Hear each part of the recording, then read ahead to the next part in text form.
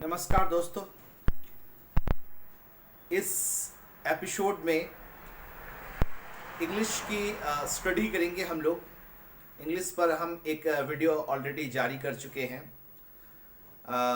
English start किए थे 0 level पर। आज हम लोग स्टार्ट करेंगे उसके बाद के स्टेज से।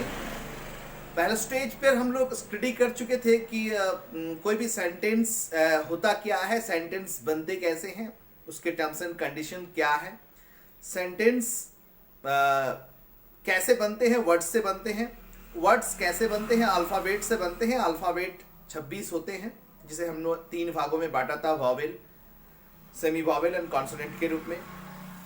वर्ड्स को हम लोगों ने 8 भागों में बांटा था, नाउन, प्रोनाउन एटसेट्रा।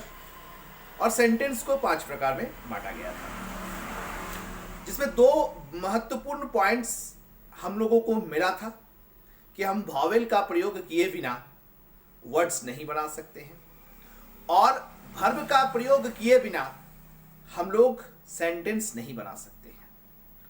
बहुत ज़्यादा इंपॉर्टेंट है ये पॉइंट।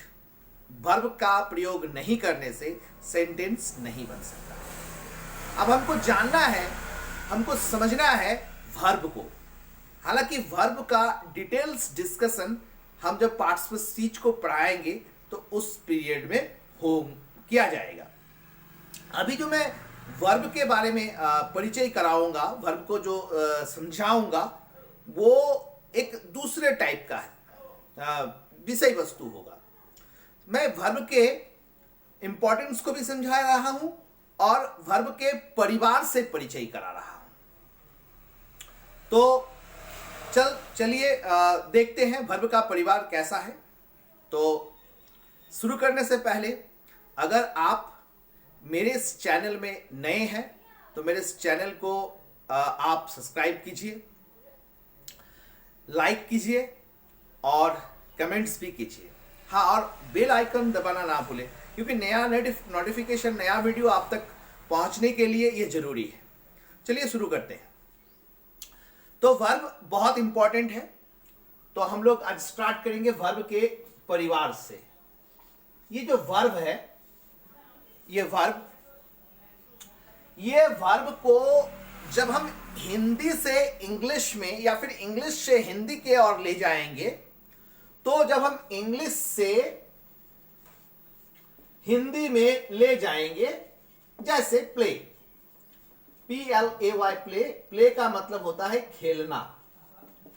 तो याद रखिएगा, जब हम किसी भी इंग्लिश वर्ड को हिंदी में ले जाते हैं और वो हिंदी वर्ड के लास्ट में ये ना मिलता है तो ये वर्ब है।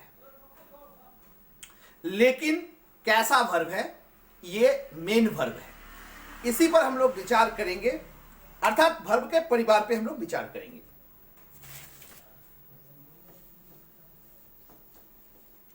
ये वर्ब जो है ये 2 प्रकार की होती है।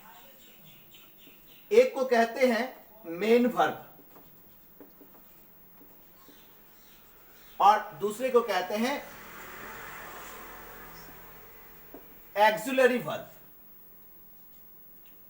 एक्सिलरी वर्ब को हेल्पिंग वर्ब भी बोला जाता है और मेन वर्ब जो है ये मेन वर्ब के नाम से भी परिचित है, इनका परिचय है। इसे लेक्सिकल वर्ब भी बोला जाता है, लेक्सिकल वर्ब। इसे ऑर्डिनरी वर्ब भी बोला जाता है, इसे प्रिंसिपल वर्ब भी बोला जाता है और इसे फुल वर्ब भी बोला जाता है, फुल वर्ब। अर्थात दोस्तों, हम लोग मेन वर्ब को 5 नाम से जानते हैं। 5 नाम में से कोई भी एक नाम का एक ही मतलब होता है, वो मेन वर्ब है। Main verb, lexical verb, ordinary verb, principal verb या फिर फुल वर्ब, और इधर हेल्पिंग वर्ब या फिर एक्सिलरी वर्ब। ये 2 भाग में बांटा गया है। तो ये जितने भी ना वाले हिंदी शब्द मिलेंगे, इंग्लिश से हिंदी में बदलने के दौरान ना वाले, ऐसे बहुत सारे नाम के लास्ट में नाम मिलता है, वो वाला नहीं। जैसे मान लीजिए किसी का नाम वंदना है, तो उसको अगर इंग्लिश में लिखेंगे वंदना, उसको फिर हिंदी में उसका मतलब वंदना ही है, तो ऐसे वर्ड नहीं। जैसे प्ले, प्ले का मतलब खेलना, यहां पे ना आ गया। रन मतलब दौड़ना, ना आ गया। इट मतलब खाना, ना आ गया।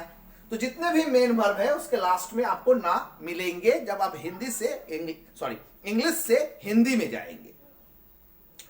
ठीक है, ये 5 प्रकार के वर्ब है। मैं इसको मिटा देता हूं।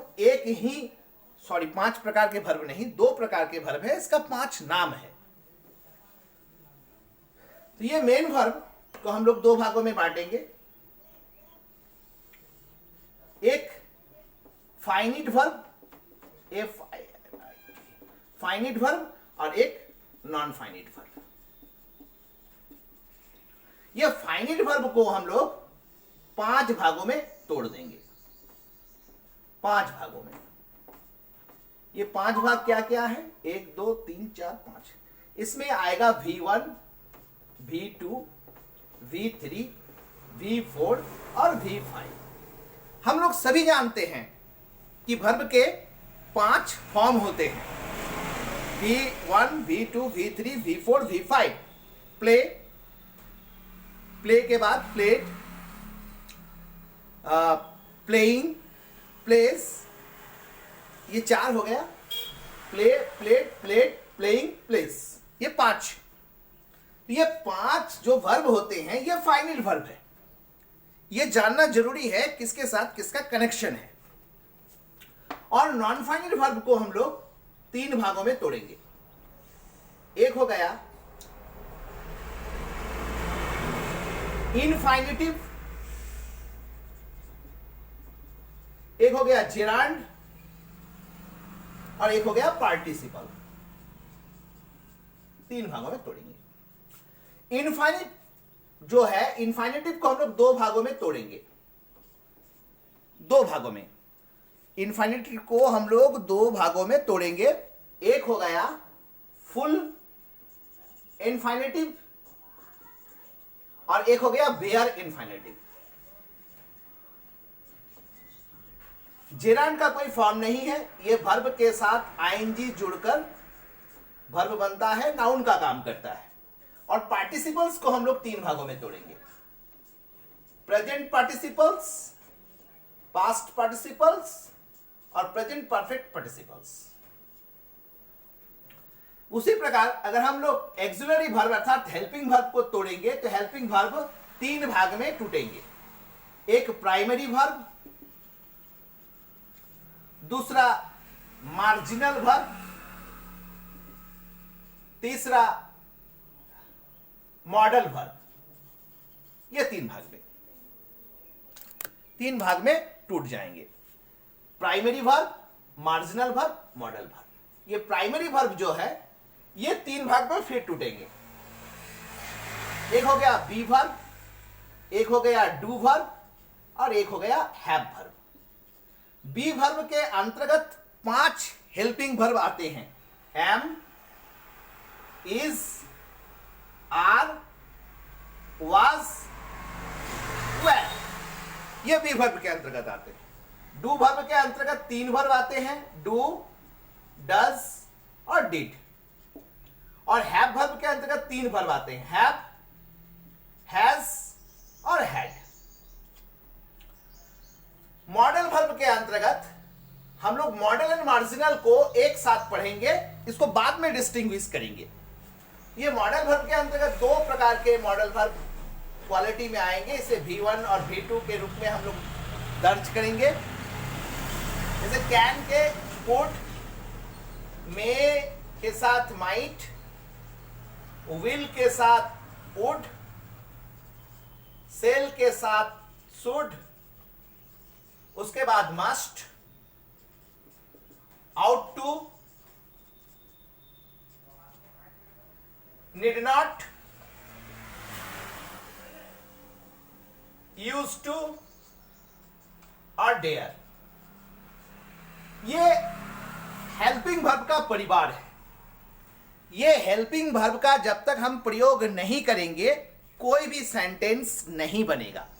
अब यहां पर एक प्रश्न ये खड़ा हो जाता है कि ये जो हेल्पिंग वर्ब है, ये हेल्पिंग वर्ब का प्रयोग नहीं करने से सेंटेंस नहीं बनेगा, बहुत अच्छी बात है, लेकिन कौन सा हेल्पिंग वर्ब कहां पे लगाएंगे एप्रोप्रिएट तरीके से ताकि सही सही सेंटेंस बन जाए, अर्थात कौन सा वर्ब किस जगह पर किस सेंटेंस में हम प्रयोग करेंगे ताकि वो सेंटेंस सही बन जाए और हमारा जो एक्सप्रेशन है वो सही आए।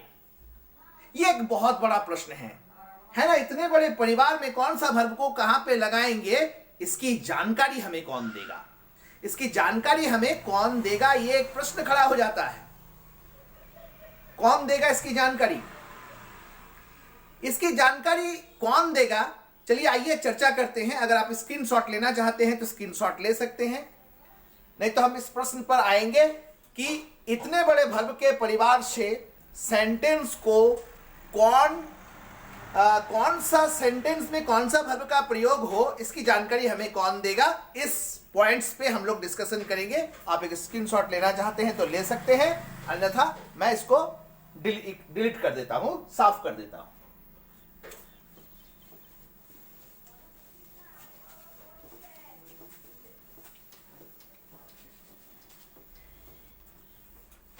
इंग्लिश ग्रामर का यही प्रश्न लेकर वो घूम रहा है कि वर्ब की जानकारी मुझे कौन दे सकता है।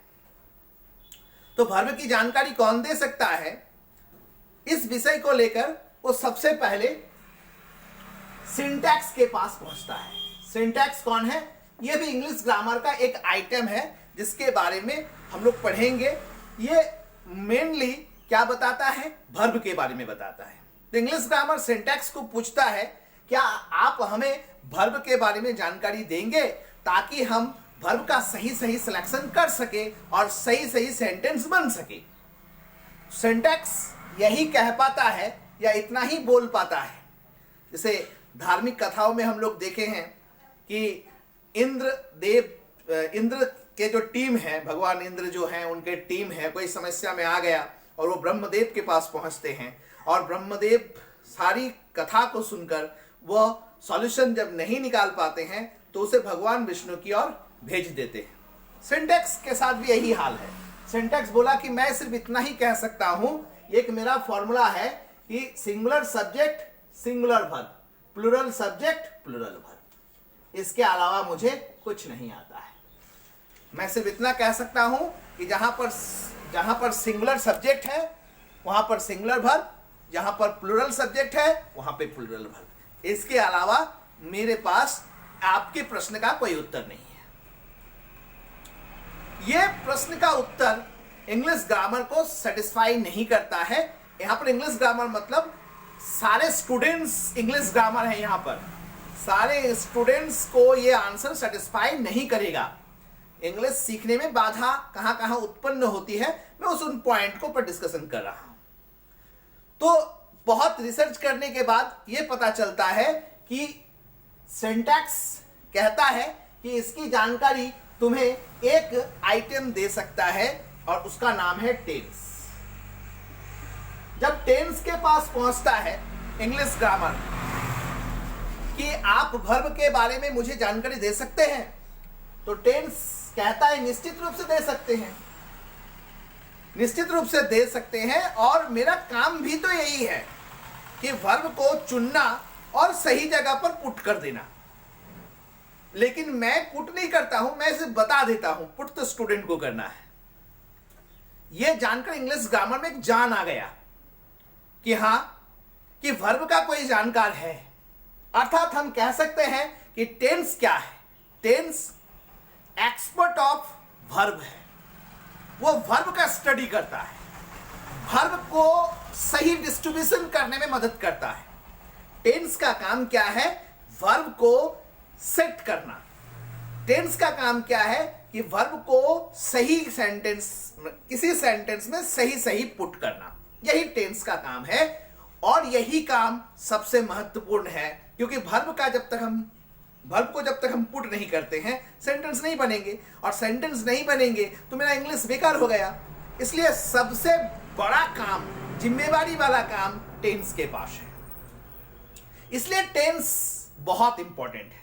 इसलिए बहुत सारे टीचर कहते हैं कि टेंस सीख गए तो टेंस सीख गए तो इंग्लिश सीख गए, लेकिन ये सच होता नहीं है, बट अब होगा। अर्थात टेंस का जो काम है, वो टेंस का काम क्या है? टेंस का काम है वर्ब को सही सही पुट करना। जब ये इसको मिल गया कि हाँ एक्सपर्ट मिल गया, तो टेंस अपना भूमिका शुरू करता है। टेंस की जो भूमिका है वो मैं नेक्स्ट वीडियो में आप लोगों को बताऊंगा। इस वीडियो में इतना ही। धन्यवाद।